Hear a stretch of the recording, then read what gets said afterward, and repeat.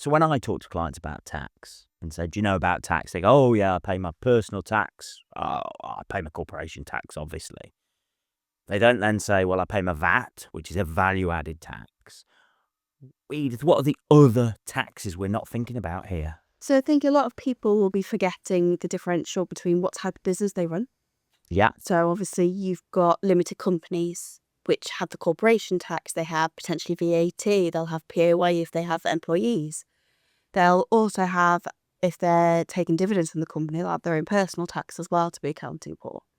And actually trying to plan for all of those can become quite intricate. And it's really important that they have either one savings pot that incorporates all of them, or if they're concerned that they'll miss something, separate savings pots for them all, that they could be monitoring and making sure that they've got enough to cover them. I think that's a really important one, is having those separate pots. A lot of the new online banks allow you to have pots, which is where you put the different amounts. Yeah. You'll have one particular savings pot, but you can allocate them to those separate sub-pots to that one total. The other thing to factor in is if you're self-employed or in a partnership, that still doesn't mean you shouldn't be planning for your self-assessment tax to pay. We focus quite largely on limited companies because that's where a lot of owner managed businesses will move into, as a limited company. They feel that's what's best.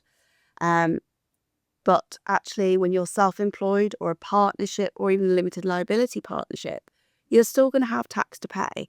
And actually, for cash flow purposes, it's not just once a year you'll have to pay those. You'll have to pay it twice a year due to payments on account.